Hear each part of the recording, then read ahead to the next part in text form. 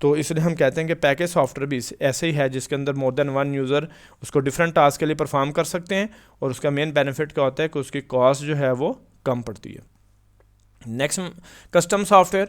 Custom software का this that is designed for a particular customer or organisation, कि एक ख़ास यूज़र के लिए, एक ख़ास कस्टमर के लिए, या किसी ऑर्गेनाइजेशन, किसी इंस्टीट्यूट, किसी कॉलेज वगैरह के लिए बनाया जाता है।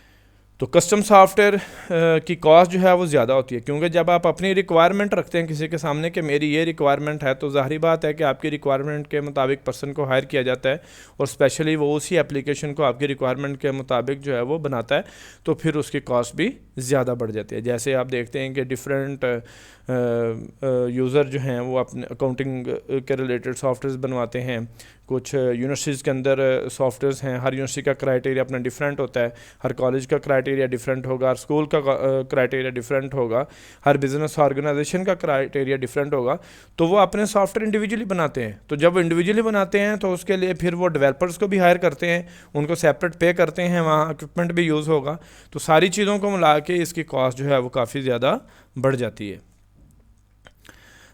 is developed to meet the exact requirements of a particular customer or organization। तो कस्टम सॉफ्टवेयर का ये मकसद क्या होता है मेन, कि जो यूज़र की रिक्वायरमेंट है एग्जैक्ट पॉइंट टू पॉइंट वही रिक्वायरमेंट वो बना के देते हैं किसी ऑर्गेनाइजेशन या यूज़र को।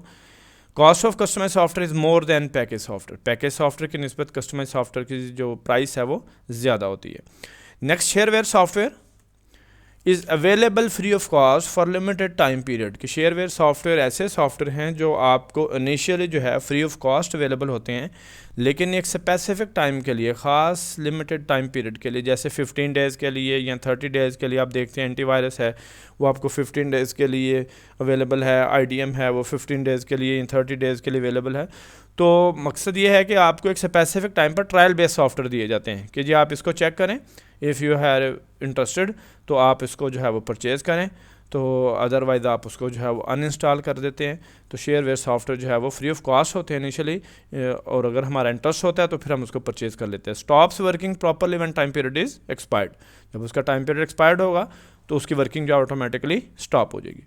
The user has to purchase it if he wants to use it future. ठीक है, अगर आप फ्यूचर में उसको यूज़ करना चाहते हैं, उसकी बाकी फंक्शनैलिटी, जैसे लाइक कुछ सॉफ्टवेयर होते हैं उसकी हाफ फंक्शनैलिटी प्रोवाइड की जाती है, हाफ नहीं की जाती, तो अगर आपने उसको फुली यूज़ करना है तो फिर आपको उसको परचेज़ करना पड़ेगा। Can uninstall and remove from the computer if the user does not want to use it more. कि अगर आप उसको फर्दर यूज़ नहीं करना चाहते, आप इसको अपने सिस्टम से अनइंस्टॉल कर सकते हैं। Freeware software is available free of cost for unlimited time period. ऐसे सॉफ्टवेयर जो हमारे पास फ्री ऑफ कॉस्ट अवेलेबल हैं और इसकी कोई टाइम लिमिट नहीं है, आप इसको जब तक मर्ज़ी यूज़ करें, इसका कोई इशू नहीं है। क्योंकि हम शेयरवेयर में देखते हैं कि स्पेसिफिक टाइम है, 15 डेज़, 30 डेज़, इस तरह का टाइम पीरियड है। इसमें कोई टाइम पीरियड नहीं है, आप इसको फ्री ऑफ कॉस्ट यूज़ कर सकते हैं, जब तक आप इसको यूज़ करना चाहें कर सकते हैं, फुली फंक्शनैलिटी के साथ। Can install remove any time from the computer. अगर आप उसको अनइंस्टॉल और रिमूव करना चाहें अपने कंप्यूटर से, तो किसी भी टाइम पर आप इसको अनइंस्टॉल कर सकते हैं। Copyrighted software programs that are given away by the author for other to use free of charge. ठीक है जी, कि आपके पास जो फ्रीवेयर सॉफ्टवेयर्स हैं इसमें कोई कॉपीराइट वाला इशू नहीं होता, ऑथर की तरफ से कोई प्रॉब्लम नहीं होती, तो आप किसी और यूज़र को भी जो है वो दे सकते हैं कि जी आप ये वाला सॉफ्टवेयर यूज़ कर लें without any charge. Public domain software is also free software. ये भी फ्री सॉफ्टवेयर है। Is donated for public use. इसको डोनेट किया जाता है पब्लिक यूज़ के लिए। इट हैज़ नो कॉपीराइट, कोई कॉपीराइट नहीं, कोई लाइसेंस नहीं है, कोई रिस्ट्रिक्शन नहीं है। एनी पर्सन कैन यूज़ और डिस्ट्रीब्यूट। कोई भी पर्सन इसको यूज़ भी कर सकता है और इसको डिस्ट्रीब्यूट भी फर्दर किया जा सकता है।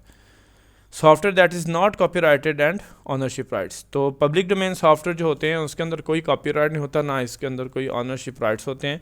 आप इसको फ्रीली जो है वो मोर देन वन पर्सन भी यूज़ कर सकते हैं without any cost. Next, open source software program with source code made available to general public. Source code क्या होता है? देखें, जब आप एक प्रोग्राम बनाते हैं तो उस लैंग्वेज के अंदर, जिस लैंग्वेज के अंदर आप वो प्रोग्राम बनाते हैं, उस लैंग्वेज के अंदर जो कोड लिखा जाता है that is called source code.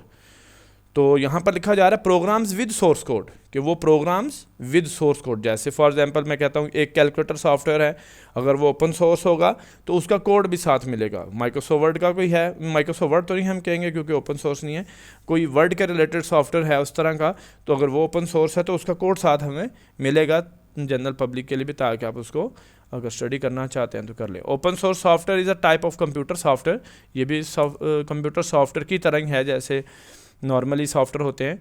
Source code is release under a licence, ठीक है, सोर्स कोड को रिलीज़ किया जाता है किसी लाइसेंस के थ्रू, और यहाँ पर आप उसको चेंज भी कर सकते हैं, स्टडी भी कर सकते हैं, डिस्ट्रीब्यूट भी कर सकते हैं, और अपनी ऑप्शंस भी दे सकते हैं कि इसके अंदर जो है अगर ये प्रॉब्लम आ रही है तो इस तरह का